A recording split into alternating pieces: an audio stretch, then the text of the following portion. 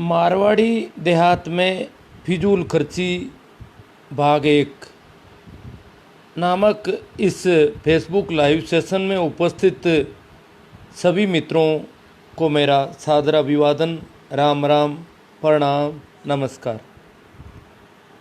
मित्रों, आज का मेरा विषय वैसे देखा जाए तो आर्थिक लिहाज से है। इस क्षेत्र के लोगों की आर्थिक समस्या से संबंधित है, परंतु बहुत सारे लोग मेरी ऐसी बातों पर मेरे ऊपर आरोप लगाते हैं कि आप जो है अर्थशास्त्र को ठीक ढंग से जानते नहीं हो, और अर्थशास्त्र में अगर लोग खर्चा नहीं करेंगे, अगर करेंसी इधर उधर नहीं जाएगी तो अर्थव्यवस्था उल्टी कमज़ोर हो सकती है।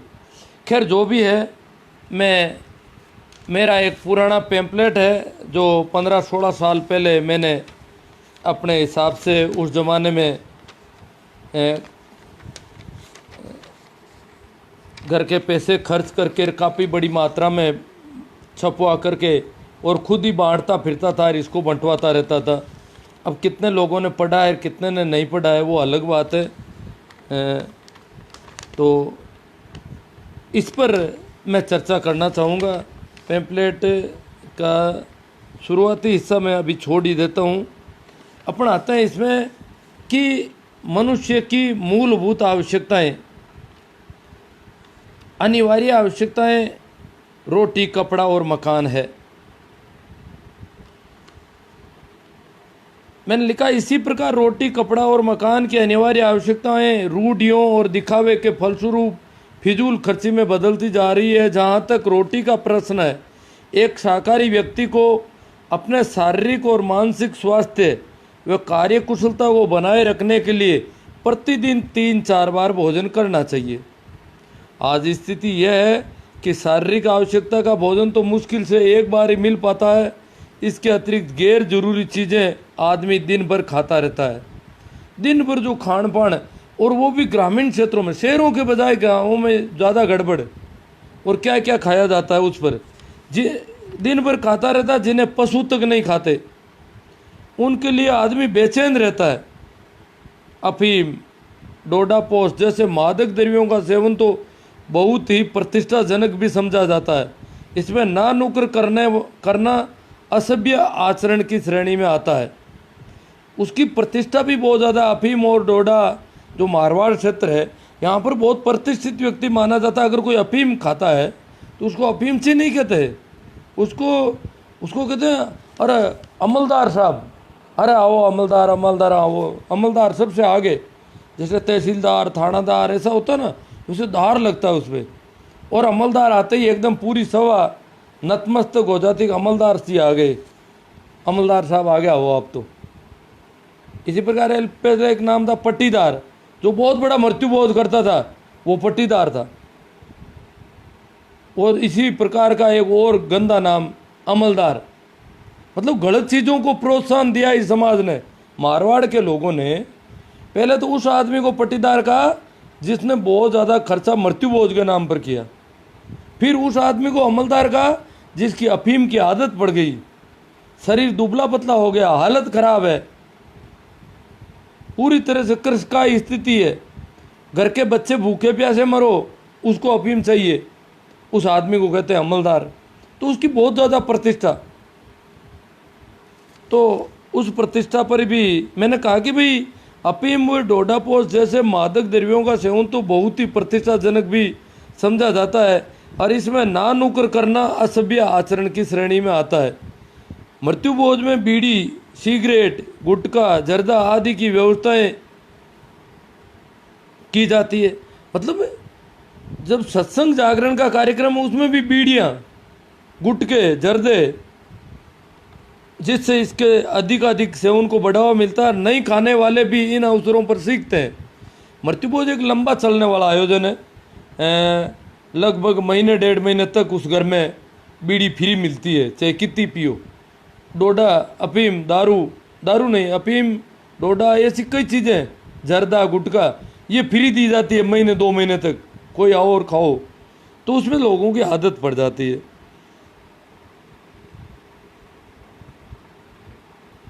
इन अवसरों पर सीखते हैं। इन अवसरों पर मिठाई बढ़ चढ़ कर खाने का भी रिवाज है, परंतु पुरानी पीढ़ी के लोग तो कम खाने पर लानत भी देते हैं। पुरानी पीढ़ी के लोग जो है वो अगर कोई कम खाता है तो उसको शर्म नहीं आई, इतना सा खा के। अरे रोटी तो घर पर ही, सब्जी रोटी तो घर पे ही, सब्जी रोटी हम बिल्कुल मत खाओ, यहाँ तो बस मीठा ही मीठा माल सरो। ये तो रोटी तो घर पे ही मिल जाती है, रोटी के लिए आए हो। रोटी की अगर किसी को कह दें रोटी मुझे पूड़ी या सब्जी डालो, नहीं नहीं सब्जी नहीं मिले, सब्जी तो घर पे ही खा लेना, यहाँ तो ये खा लेते, बस खाना ही खाना यही है दिमाग में सभी के, और ये ज़्यादा से ज़्यादा खा लो बस। आज ही सब्जी रोटी खाते हो, शर्म नहीं आती तुम्हें? मतलब इस प्रकार, मतलब उनकी कोरी खाने पर ही खाने पर नियत ऐसे लोग। और वो इसके मृत्युभोजों के कारीगर कलाकार जो होते हैं उनका यही धंधा होता है।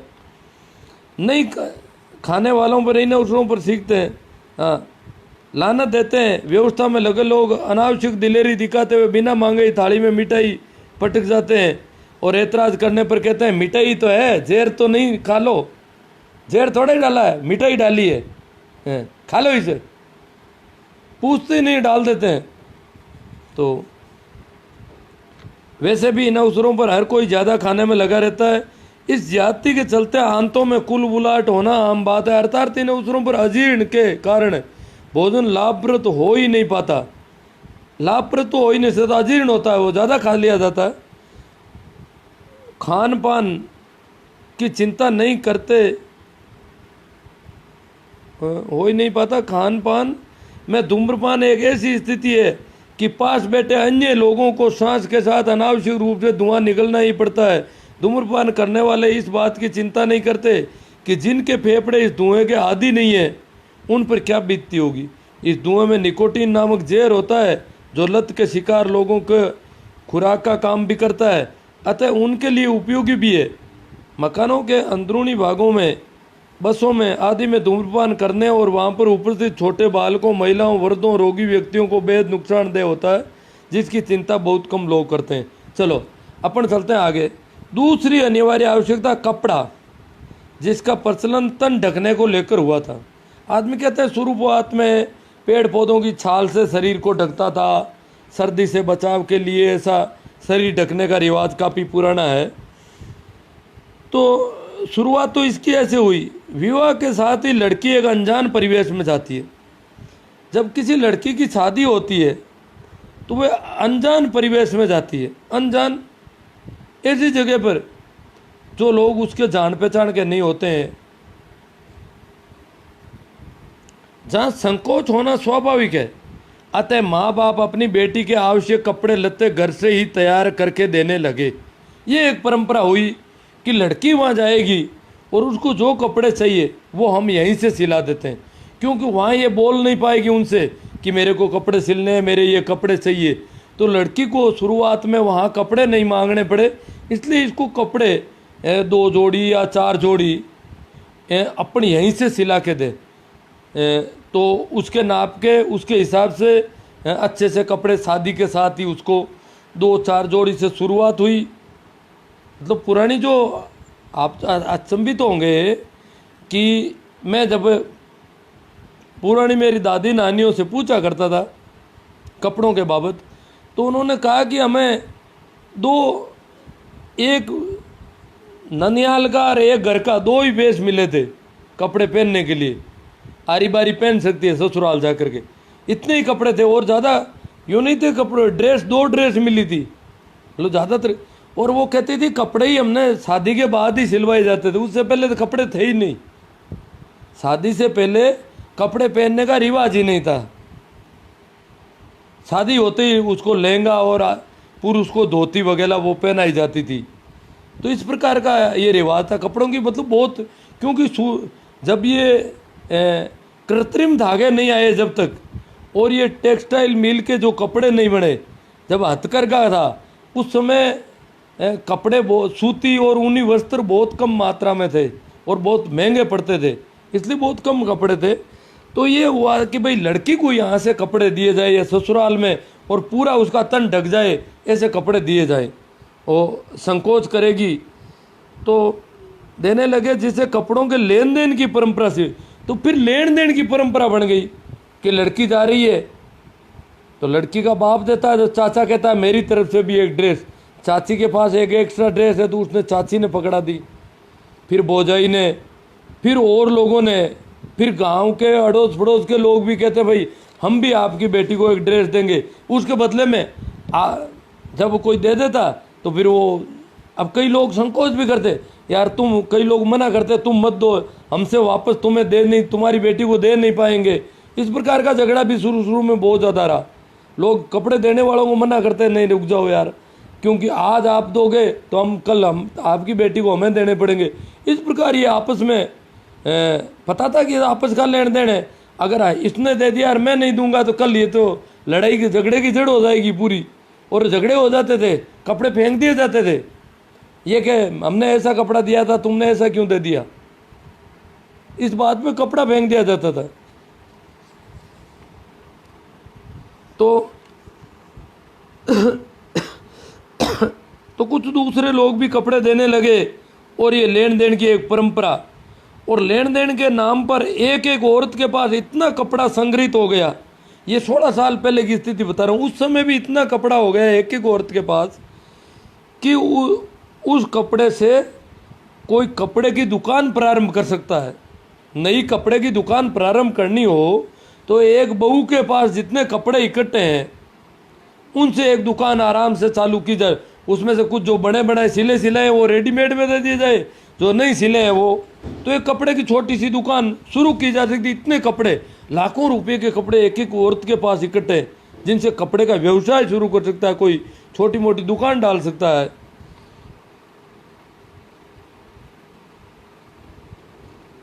इतना कपड़ा संग्रहित है, जितने कपड़े की दुकान प्रारंभ की जा सकती है, जितने में कपड़े की दुकान प्रारंभ की जा सकती है। इन कपड़ों का हस्र यह है कि 2-4 महीनों में ही ये आउट ऑफ डेट यानी प्रचलन से बाहर हो जाते हैं। 2-4 महीने बाद में कहते हैं ये तो अब पुराना हो गया, अब तो नया आ गया, वो लाओ। मतलब 4 महीने पहले जो कपड़ा सिलाया गया वो आउट ऑफ डेट है, इसको कोई देखना ही नहीं चाहता। पनघट में जाती है तो कोई देखता ही नहीं। नया कोई आए उसके 10 औरतें पीछे पड़ती है, ये कितने में खरीदा, ये क्या है, ये तो उसमें, अरे यार कहाँ से लाया, अरे यहाँ से लाया। मतलब वो महंगा भी मिलता है और कुछ में कुछ नहीं, कुछ कलर का चेंज कर दिया, कुछ और चेंज कर दिया, और यूँ करके वो अलग और उसका नाम दे दिया, रानी छाप है, राजा छाप है, ऐसे नाम दे दिए अलबेल। आउट ऑफ कपड़े का दुकानदार पूछता है कपड़ा लेन देन का दिखाऊं या पहनने का। अब देखो कपड़े भी 2 तरह के हो गए बाजार में, आप कहीं भी, यहाँ मारवाड़ में तो ये रिवाज है कि कपड़े कौन से चाहिए आपको, कहीं देने के लिए चाहिए या पहनने के लिए चाहिए। इसका मतलब देने के लिए जो कपड़े होते हैं वो सिर्फ देने में ही काम आते हैं, अन्यथा वो काम नहीं आ सकते। लेन देन के कपड़े होते हैं उन पे उनको घर पे काम लिया, पहनने के कपड़े है ही नहीं एक तरह से, वो ये कहते हैं।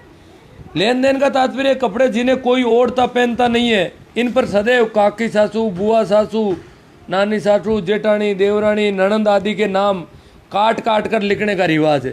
पहले नाम लिखा हुआ है ननंद का, काट करके लिख दो मामी ससुरा की तरफ से, नानी सासू का, ये किस किसने दिया, किस किस को देना है, किस किस का दिया हुआ है। तो इस प्रकार के नाम लिखते हैं। आजकल ऊपर नाम नहीं लिख रहे, उसमें कागज डाल देते हैं, स्लिप डाल देते हैं नाम की, और लेन देन में ही पूरे हो जाते हैं। ये कपड़े लेन देन में ही चलते हैं जिंदगी भर। लड़की के ससुराल रवाना होने से लेकर पहुंचने तक हर कोई उसकी थैली संभालने में लगा रहता है कि क्या दिया। और लड़की अगर ससुराल रवाना होती है, आज तो क्या है कि हाथों हाथ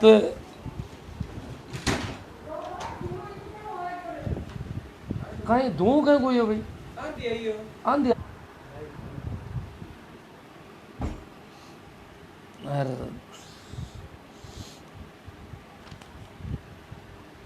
हाँ, तो हर कोई उसकी थैली संभालने में, मतलब उसकी थैली को संभाला जाता है कि थैली में क्या है। आजकल तो हाथों हाथ वो गाड़ी में बैठने के बाद ठेठ आगे पहुंच जाती है घर के तक। पहले तो क्या है, रास्ते में कई जगह रुकना भी पड़ता था।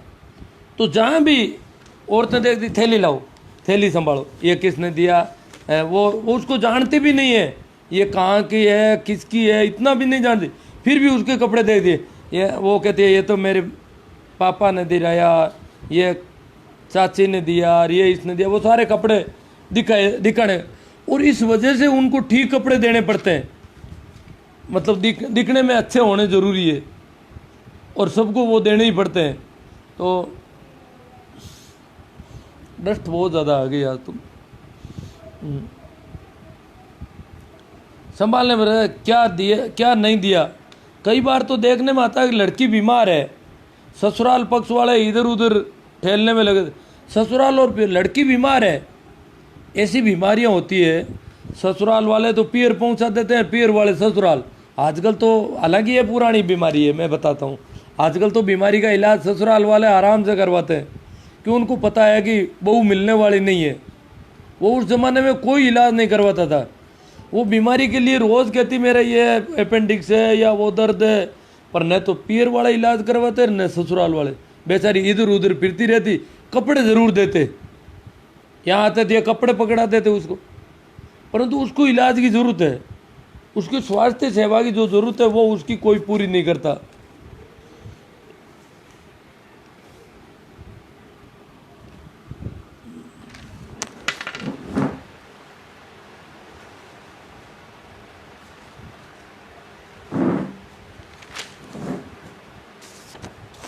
बस ज़्यादा हो गई।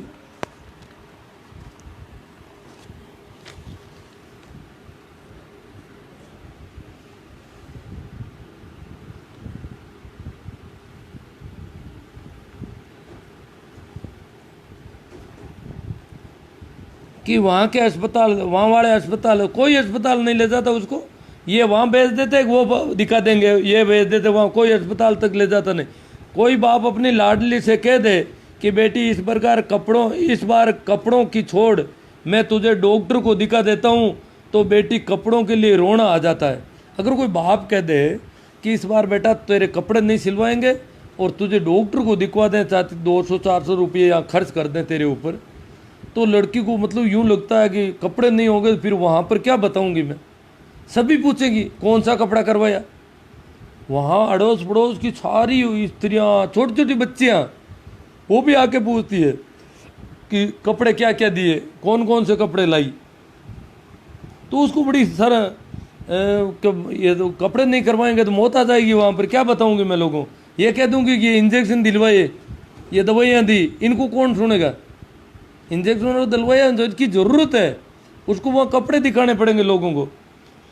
वे ये शर्त मानती भी कैसे, सास ननद जीटानी आदि को कपड़ों को खींच खींच कर परख करती है, वो तो कपड़ों को खींच खींच कर देखती है। और कपड़ों की तरह आभूषणों का लेन देन भी एक गंभीर समस्या है।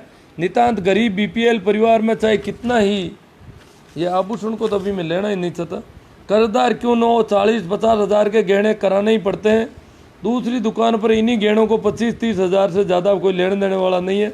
तो मैं यही इसको एक बार अपने इस पे कपड़े पर थोड़ी और बात करते हैं। तो मित्रों, मैंने ये कपड़ों वाला मामला उस समय काफ़ी ये गंभीरता से अपने घर में कोशिश की इसकी। मेरी माँ को विशेष तौर से कहा कि कपड़े अपन किसी के यहाँ से कपड़े नहीं लाने हैं तुझे। तो वो कहीं जाती इधर उधर, बहन बेटी के किसी के बाप एक्सपायर हो जाता गांव में, किसी औरत के किसी का भाई एक्सपायर होता, तो वहाँ बैठने के लिए जाती तो वो कपड़े करवाती। वो रोती तो रोती रहती, बाप मर गया, वो रोती है, रोती रोती वो उठ के औरतें जाती तो वो दूसरी औरतों कहती है इनको कपड़े दो, जो जा रही है उनको कपड़े देने बहुत ही ज़रूरी है। इनको कपड़े नहीं दिए तो कहते उसका बाप मरा और हमारे कपड़े ही नहीं करवाए। तो मतलब ये एक रिवाज हो गया था उन दिनों बहुत ज़्यादा, कि किसी का भी बाप मरा हो, पूरे गांव की औरतों को वो कपड़े देगी। शुरू में थोड़ा कपड़ा देती थी, फिर उसने ओढ़ना हो और फिर उसने पूरी ड्रेस देनी शुरू कर दी। ये एक रिवाज हो गया। और मतलब जिसका बाप मरा हो उसको कपड़े खरीदने पड़ते थे। जिस महिला का बाप मरा है वो बाप के वहाँ पर 12 दिन होने के बाद जब अपने ससुराल जाती तो उसको, आज भी है कई गाँवों में होगा रिवाज, 25-30 हज़ार के 40 हज़ार के कपड़े खरीद के लाने पड़ते हैं कि गांव की जो औरतें आएगी उनको कपड़े देने पड़ेंगे। इसके अलावा रिश्तेदारों की औरतें आएगी ननंद, बुआ सासू वगैरह वो आएगी, उन सबको कपड़े ड्रेस देनी पड़ेगी, और इसलिए वो कपड़े खरीद कर मंगाती है। और रोती तो कम है और कपड़ों का ध्यान उसको ज़्यादा रखना पड़ता है। और उनके तो मेरी माँ को मैंने कह दिया भाई अपन किसी से कपड़े नहीं लेंगे और अपन बंद करते हैं, अपनी तरफ से बंद करते हैं। मेरी माँ भी काफ़ी हिम्मत की थी, परंतु वहाँ सारी औरतें लेती, वो अकेली रहती, बड़ा मुश्किल मामला होता। और वो वहीं जबरदस्त वो रोती, उसकी जिसका बाप मरा है, अरे अरे अरे ले जाओ आप, ऐसे मेरा बाप का ही रोजी ना, मेरा बाप रोज़ नहीं मरेगा, अरे ये नहीं, इसी प्रकार वो रोने लग जाती ज़्यादा कि आप ले जाओ, ऐसे नहीं बैठेगा। तो मेरी माँ वहाँ से लाती, कहीं दूसरी जगह पटक के आती, उसको घर लाती नहीं कि वो घर जाएंगे तो वो और झगड़ा करेगा। इस प्रकार ये हमारे चलता रहा। मैं भी एक बार कहीं गया तो मेरे बुआ सासू के, मासी सासू के पास घर, तो मेरी बच्ची छोटी सी हाथ में थी, तो उन्होंने उसके लिए एक कपड़ा लेके आई कोई महिला अंदर से। तो मैंने तत्काल कहा, मैंने कहा मैं नहीं लूँगा। तो उन्होंने क्यों नहीं लोगे आप, बच्ची को दे रहे हैं? नहीं नहीं। तो यूँ करके वो काफ़ी झगड़ा हो गया, काफ़ी लोग इकट्ठे हो गए गली में, और मैंने वो कपड़ा उन पर फेंक दिया उनकी तरफ। मतलब ये काफ़ी झगड़े की जड़ हो गई एक तरह। तो फिर मैंने कहा यार मम्मी, फिर एक जगह मेरी मम्मी के कोई ऐसी जगह जाना पड़ा जहाँ एक जवान औरत ख़त्म हो गई, सभी बुरी तरह से रो, उसकी हत्या हो गई थी और बुरी तरह रो। फिर भी एक औरत गली की आई और घर में से कपड़ा निकाल के लाके उनको देने लगी। अब ऐसी स्थिति में मेरी माँ इनकार करे तो भी क्या करे, इतनी दर्दनाक मौत जिसमें हत्या एक जवान औरत की, और उसमें भी कपड़े का लेन देन जरूरी। तो इस प्रकार फिर मैंने मेरी माँ से माफ़ी मांग ली। मैंने कहा मेरी गलती हो गई, ये समाज का मामला है, समाज का जैसा ढंग डरा है वैसा चलेगा, और तो तेरे हिसाब से काम कर। और उसके बाद वो सब मेरा जिद कोई काम नहीं आया। मैं चाहता था कि ये कपड़े, अभी हमारे गांव में ऐसा निर्णय हुआ है कि गांव में किसी भी महिला की का बाप, माँ, भाई कोई भी मरता है तो गांव की औरतों को कपड़े नहीं देगी। अब तो यहाँ एक दो कोई मरे तो वो तो रोती है, वही मेरा पहली बार मेरे ही घर में काम पड़ा, ये क्या हो गया यार, आप तो ये गलत काम हो गया।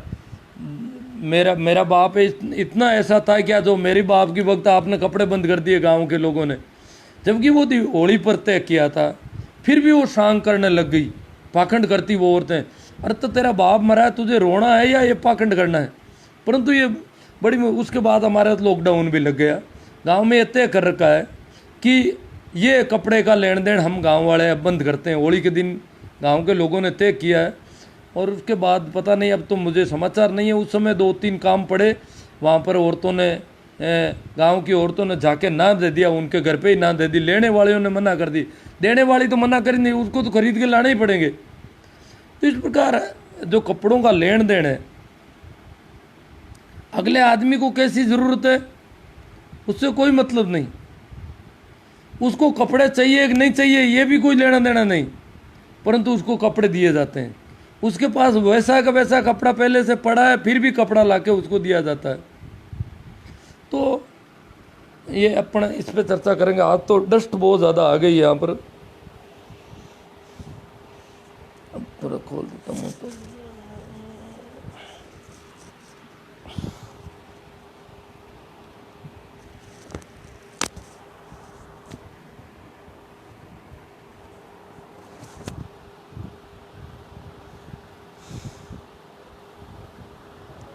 हाँ, राम राम जी, प्रणाम, नमस्कार सभी को मेरा राम राम।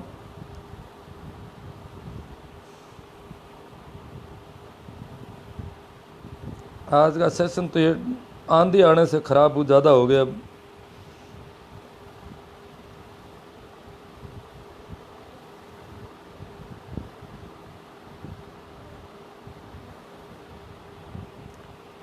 हाँ, एक तो कुछ मतलब आजकल तो क्या हो रहा है, हालांकि अब कपड़े सस्ते हो गए, और अगर जैसे कुछ लोग इल्ज़ाम लगाते हैं कि इस प्रकार आपको पता होना चाहिए कितने कपड़ों के कारखाने चलते हैं, इसी बेस पे चलते हैं, तो कितने लोग बेरोजगार हो सकते हैं। देखो, चिंता करने वालों की अलग अलग ढंग है।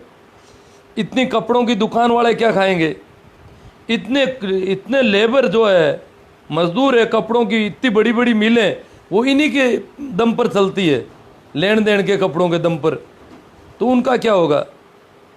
और हालत ये है कि आजकल कोई मृत महिला होती है, उसके साथ में सैकड़ों कपड़े जलाए जाते हैं, उसके ऊपर और डाल देते हैं अल्लाह अल्लाह के, और उनको जला देते हैं। ये भी रिवाज हो गया कई जगह।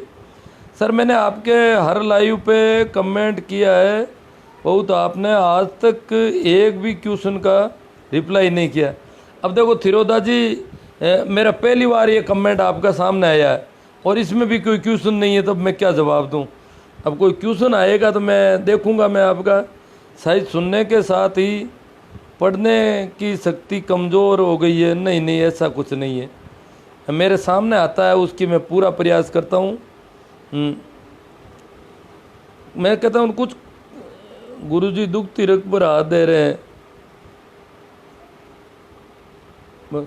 अब मैंने जब गांव वाले इकट्ठे हुए, मैंने कहा मेरी पत्नी तो घर पे कपड़े बेचती है, थोड़े बहुत बेचने का धंधा है, तो वहाँ मैंने कहा भाई आप बंद कर रहे हो गांव में, तो एकदम से हमारे तो नुकसान हो रहा है सीधा सीधा।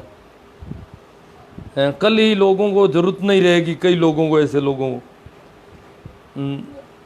ये है डाउर जिगाब आया, क्या है सर, देख कर पढ़ो मत, जो क्वेश्चन करते हैं उनको रिप्लाई करो। अब मुझे पता नहीं कौन से क्वेश्चन है कौन से नहीं, मैं पहले कैसे पता है क्वेश्चन है क्या है। तुच्छ शब्दों का प्रयोग न करें तो ठीक रहेगा डाउर लाल जी। अरे तो डाउर जी को कह रहे हैं क्या। नया आ गया जिसका नाम दिया गया कोरोना। अरे हाँ, नए कपड़े आ गए कोरोना। सुभाष जी भी कपड़ों की दुकान चलाते हैं। उस जमाने के मैंने कपड़ों के नाम भी लिखे हैं, हजार बूटी, ये अब कोरोना नाम का कपड़ा भी आ गया है। सुख जी के, सुभाष जी कह रहे हैं। राम भक्त जी, बहुत अच्छी बातें, समाज को सुनना चाहिए।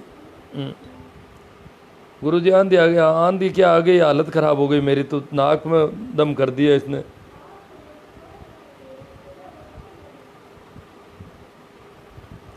बहुत ही सार्थक मुद्दा उठाया सर, ये रिवाज गलत है, आपकी असलियत सहज भाव देखने सुनने में आनंद आता है। बहुत खूब गुरुजी, आप द्वारा चर्चित हर बात आधुनिक समाज के लिए जड़ी बूटी है। मेरा मानना है कि किसी भी व्यक्ति द्वारा बताई गई हर बात से खुश या नाराज होने की बजाय स्वयं के कॉमन सेंस से कुछ सेकंड विचार कर सो विवेक से देखें कि क्या ये सब सही है या गलत। हाँ, धोड़ाराम जी कहते हैं मास्टर साहब कि ये गलत है, कॉमन सेंस से देखें कि ये क्या है। अपन कपड़े खरीद के देते हैं उसको, इसके बजाय तो कई पैसे भी दिए जा सकते हैं। अगर बहुत ही ज़्यादा ज़रूरी है कि भाई उनको तो देने ही पड़ेंगे, या तो मेरे लड़की के ससुर हैं इनको तो ये देना पड़ेगा, ये वो है उनको, तो उनको पैसे दे दो, उनको माफ़ी मांग लो, भाई कपड़े आप अपने हाथ से खरीद लेना। ज़रूरत हो तो कपड़े खरीदना, और नहीं ज़रूरत हो तो रिचार्ज करवा लेना, और कुछ खरीद लेना, किताबें खरीद लेना, जो भी जहाँ भी ज़रूरत हो काम ले लेना। हमारी तरफ से हम पूरी स्वतंत्रता आपको देते हैं। ये नहीं है कि आप कपड़े खरीद के लाओ कि रिश्तेदार जी ने ये रुपये दिए उसके मैंने ये कपड़े, ये मेरे रिश्तेदार ने रुपये दिए उसके कपड़े हैं, ये किसी को दिखाने की हमें ज़रूरत नहीं। अब सीधे पैसे दिए जा सकते हैं, परंतु उसकी जगह कपड़े, वो भी गर्मियों में सर्दी वाले कपड़े खरीद के देने पड़ते हैं।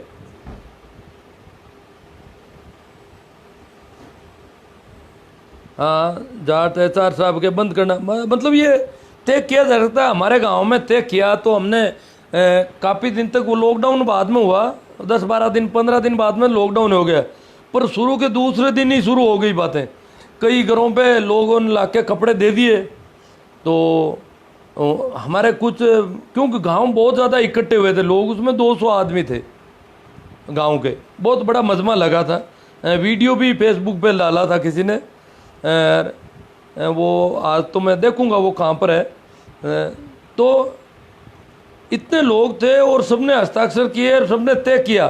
तो वहाँ सुना कि समाचार आया शाम को कि फलां के घर में ये हुआ, लड़की ससुराल जा रही है और पड़ोसियों ने कपड़े दे दिए।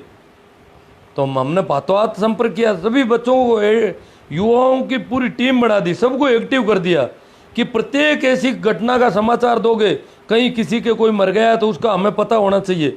कल वहाँ बैठने जाएंगे तो वहाँ कपड़े नहीं दे, किसी के मुकलावा हो, सावा हो, कुछ भी हो, ऐसी कोई भी जिसमें कपड़े दिए जा सकते हैं इधर उधर गांव के लोगों द्वारा, तो उसकी सूचना हमें होनी चाहिए ताकि हम उसको हाथों हाथ उसकी निगरानी रखें। तो निगरानी में हमें पाया गया कि वहाँ कपड़े ले लिए, तो हाथों हाथ वहाँ के उनके लड़के को, जवान लड़का था, उसको फ़ोन किया। उसने कहा अभी जाता हूँ। वो घर गया और मम्मी को बोला कि कपड़े ले लिए तुमने लोगों से। तो बोले वो तो लेके आ गई औरतें, तो उनको कैसे मना करूँ। कह नहीं नहीं उनको वापस दो। तो सबके घर वापस कपड़े पहुँचाए, और जो लेके आई उनमें से भी कुछ औरतें नहीं लाई थी। कुछ औरतों ने कहा हम पैसे दे देंगी वहाँ पर जितने, मतलब हमने कहा भाई कपड़े नहीं दो तो आप पैसे दे देना, आप 100 रुपये का कपड़ा 20 रुपये दे देना वहाँ पर। वो क्या है कि 100 रुपये का कपड़ा 500 का दिखाने की कोशिश करते हैं, इस वजह से कपड़े देते हैं। पैसे तो 20 रुपये तो 20 ही दिखते हैं, 21 ही नहीं दिखते। ये है इनकी गड़बड़। झूठ को बढ़ावा कैसे दे, कपड़ों का लेन देन झूठ को बढ़ावा दे सकता है कि नहीं साहब ये कपड़ा इसके तो 500 लगते हैं, इसके 400 लगते हैं, ये दिखाना है। और कपड़े वैसे ही घर में बेकार पड़े हैं, बहुत ज़्यादा पड़े हैं, तो इनको इधर उधर देने के लिए काम लेना है। टोकन मनी है, टोकन की तरह देते हैं। तो उस लड़के ने हाथों हाथ अपनी मम्मी से सारे, वो औरतें घर से पैसे लेके आई थी, कुछ औरतें पैसे देना चाहती थी, इतने में दूर सी औरत को कपड़े लाई देकर भागी कि क्यों पैसे कमाए। औरतें सोच रही है कि 50 रुपये देंगे, इससे अच्छा तो घर पे कपड़ा पड़ा वो तो बेकार ही पड़ा रहेगा, गांव में तो रिवाज बंद हो गया। तो 50 रुपये रोकड़ देने के बजाय हम वो कपड़ा दे दें, कपड़े भले ही 200 का है तो क्या काम आएगा हमारे, वो तो बेकार हो गया। तो वो कपड़ा दे देते हैं ताकि वो काम 50 रुपये बच जाएंगे। वो 50 रुपये को तो बचत समझ रही है, और वो कपड़ा तो उनको पता है कि फालतू का इकट्ठा कर रखा हमने, और रिवाज गांव वाले बंद कर रहे हैं। तो बड़ी यूँ अड़चन हुई। तो औरतों ने पहले 50-50 रुपये लेके गई वहाँ पर किसी दूर सी औरत को कपड़े देते देखा, भागी गई घर से, रुपये घर पे रख दिए और कपड़े लेकर आ गई। तो वहाँ कपड़े दे दिए सभी ने, तो वो कपड़े वापस पहुँचाए। तो उन औरतों ने कहा क्या करें, तो आपने कपड़े वापस लाए, क्या पैसे देने पड़ेंगे। उस लड़के ने कह दिया आपको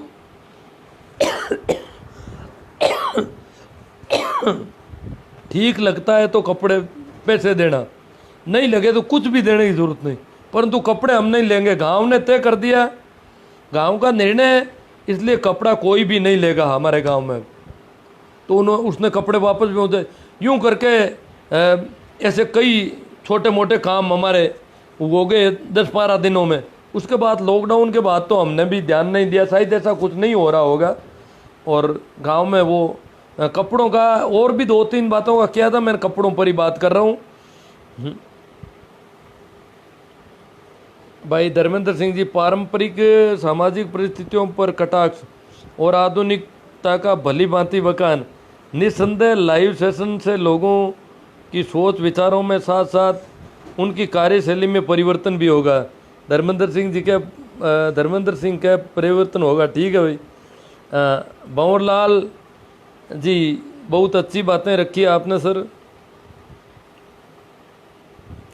मतलब ये कपड़ों का लेन देन अगर कोई गांव वाले अगर इस लॉकडाउन के बाद अगर तय करें तो हमसे इसके अनुभव लिए जा सकते हैं, हमने किस प्रकार उसको किया, और शायद अब तक हमारे ठीक चल रहा है। नहीं तो फ़ोन आ जाते लोगों के। कपड़ों का लेन देन गांव में लगभग बंद हो गया। इसमें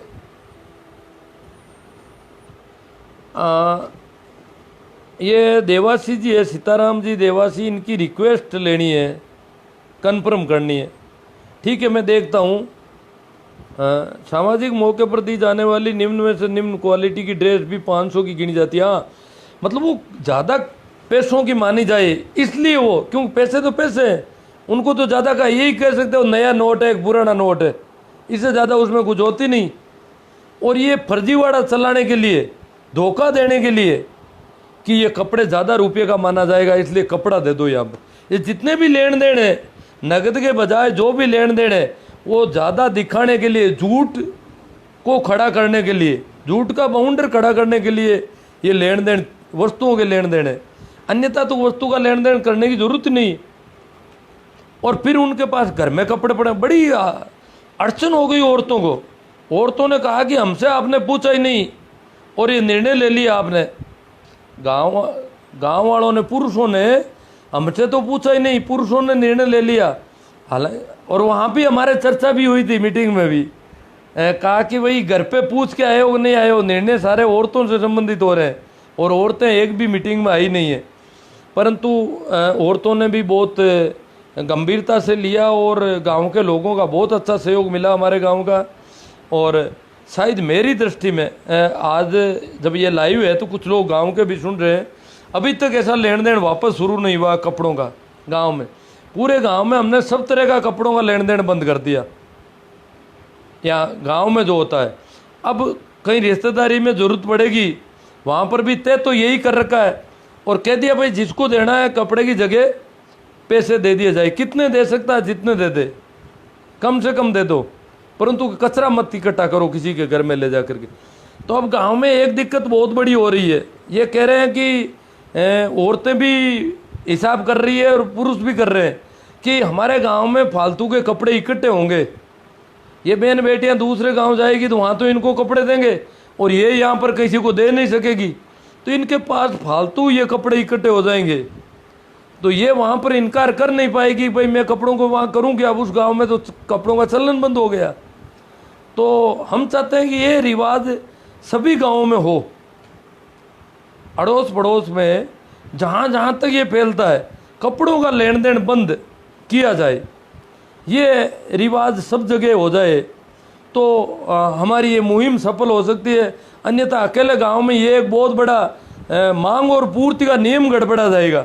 हमारे यहाँ तो इकट्ठे होते जाएंगे कपड़े और कपड़े दे नहीं सकेगी औरतें किसी को, और उनको पास में 20 रुपये दो, 50 रुपये देने पड़ेंगे, तो उन कपड़ों का करे क्या। ये दिक्कत यहाँ पर होने वाली है आने वाले दिनों में। तो इसके लिए अगर पड़ोस के गांवों के लोग और इधर उधर हो जाए और हमने औरतों को कह दिया कि आप अपने गांव में ये बात कह दो कि भाई मेरे ससुराल में ऐसा चलता नहीं है, इसलिए आप मुझे कपड़े मत दो, जो भी देना है 20 रुपये दे दो, 25 रुपये दे दो, मैं आगे 20 दे दूंगी जहाँ देने होंगे, 50 दोगे तो आगे मैं 50 देती रहूँगी। तो आप उसमें इनकार करना सीखो, वहाँ पर हिम्मत करो वहाँ पर।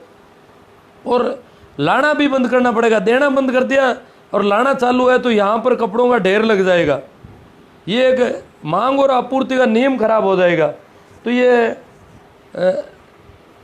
हमने ऐसा निर्णय लिया, किसी को शायद ऐसा बुरा नहीं लगा है, ठीक है, परंतु मांग और आपूर्ति का नियम जो है वो आप लोग ठीक कर सकते हो। अड़ोस पड़ोस के और इलाके में अगर सभी जगह से निर्णय ले लिए जाए तो ये कपड़ों का लेन देन जो है करोड़ों रुपयों का व्यवसाय है, सारी दुकानें इस वजह से चल रही है कपड़े की। 90% से ज़्यादा कपड़ा पहनने में काम नहीं आता है, तो ये सारे कारखाने हमारे भाई भले ही बंद हो तो कारखाना, हमें क्या लेना देना उन कारखानों से। हाँ, हो सकता है हमारे घर का कोई मजदूर वहाँ उन कारखानों में काम करता होगा, हम कोई और काम देखेंगे। वो कारखाने जो बिना मतलब कपड़े सिले बनाए जाते हैं ज़रूरत के बिना, और इतना कपड़ों का ढेर लगा है, वो कारखाने बंद हो जाने चाहिए मेरी दृष्टि में। आपका भी अभी कोई विचार आ जाएगा। और ये कपड़ों का लेन देन बंद होना चाहिए, जो बिना मतलब अपन उस कपड़े की जगह नगद दे सकते हैं, और नगद रुपये से वो चाहे तो चाय चीनी भी खरीद सकता है, घर की ज़रूरत की कोई भी चीज़ खरीद सकता है। कपड़े खरीदना ज़रूरी थोड़ी है, कपड़ों की तो ज़रूरत नहीं, कपड़े तो एक्स्ट्रा है। औरतों के पास तो इतने, आदमियों के पास ऐसे कपड़े इतने नहीं है ज़्यादा, बहुत कम है। औरतों के कपड़ों का है लपड़ा सबसे ज़्यादा, आदमियों के कपड़े थोड़े बहुत है पर कम है ऐसा। हाँ, धर्मेंद्र सिंह कह रहे हैं कि यदि कोई रिवाज प्रथा है तब तक तो ठीक है, लेकिन जब ये कुप्रथा हो जाती है तब गलत है। कांचली की महिमा, हाँ, ये कांचली के नाम से शुरू हुआ। कांचली वो होता है जो स्तन ढकने का कपड़ा होता था पहले औरतों का।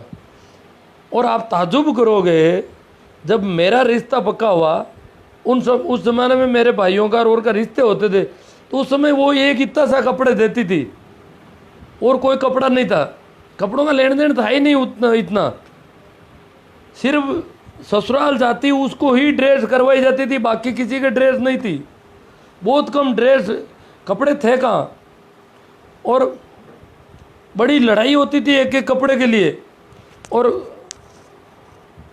वो कांसली भी अगर कोई लंबी बाह की हो जाती तो उसका तो बड़ा नाम होता, लंबी बाह की कांसली दी है। और ये कहावत होती थी कि आज तक लंबी बाह की मुझे नहीं पहनाई, एक भी पहना देती तो मानती कि हमारी रिश्तेदारी ने एक लंबी बाह की पहना दी। तो ये वहाँ से रिवाज शुरू हुआ और आज मामला बहुत गड़बड़ हो गया है कपड़ों का। और कपड़ों का रिवाज मेरे हिसाब से सभी को पसंद है, और इस पे एक सेशन और करना पड़ेगा। आज तो ये ऐसी हो गई हालत ख़राब कि मैं चाहता हूँ कि इसको यहीं रोक दिया जाए। अभी भी ये धुआं मिट ही नहीं रहा है, कमरे के अंदर पंखा चल भी रहा है।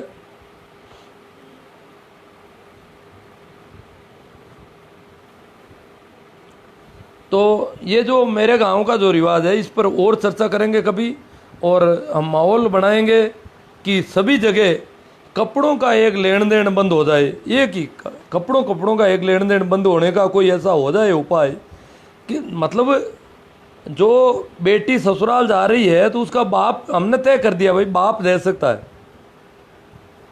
जो इसका खून का रिश्ता है केवल वही देगा, इसके अलावा कोई कपड़े नहीं देगा। सिर्फ वही कपड़े होंगे, बाकी किसी प्रकार का लेन देन का नाम का कोई कपड़ा, चाहे मायरा हो चाहे पिरावणी हो, कहीं पर भी। भाखरोद गांव का 36 कौम के लोग इकट्ठे थे वहाँ पर, और 36 कौम ने ये तय कर दिया, गांव के 36 कौम का निर्णय हुआ। तो 36 कौम ने जो जो चीज़ तय की है वो वास्तव में हमारे यहाँ क्या है कि एक कौम कर ले तो दिक्कत, आपस में लेन देन है।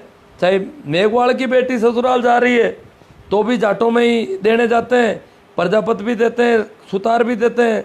और उसके कुछ दिनों बाद उन्हीं दिनों लॉकडाउन एक युवती करंट आने से ख़त्म हो गई गांव में। तो वो मेघवाड़ों में थी, तो यहाँ पर औरतें वो 12 दिन हो गए उसके बाद ये लॉकडाउन होने से थोड़ा पहले, तो कहा कि उन्होंने कहा भाई हम तो अब उनके तो एकदम जवान मौत है, हम ना कैसे दे। उसकी सासू को जाकर के घर पे ओढ़ने देने की हमें पता चला कि औरतें जाकर के, वो औरतों के तो यही दिमाग में कि कहीं कहीं ये कपड़ा निकल जाए हमारा तो ठीक है, कपड़ा निकलने नहीं देंगे। इन्होंने बहुत गड़बड़ कर दी गांव में। ये हमारे पास ये कपड़ा बिना मतलब ही पड़ा है, कचरा इकट्ठा हो गया, इसको मैं कहाँ निकालूं। तो वो तो निकालने का मौका है कि वहाँ पर नई नई मौत है और वो ना नहीं दे पाएगी, तो वहाँ देना शुरू किया। तो वहाँ भी हमने प्रयास किया कि वहाँ कहा जाए, और वह जो देने जाती है इधर उधर सबको कह दिया भाई अपने अपने घरों की औरतों को समझा दो कि वहाँ जाकर के आप ऐसी हरकत नहीं करोगी कि वहाँ जाकर के कोई कपड़े देने लग जाओ। तो इस प्रकार बाद में तो खैर लॉकडाउन हो गया, बाकी हमने वो काफ़ी उस समय प्रयास किया था।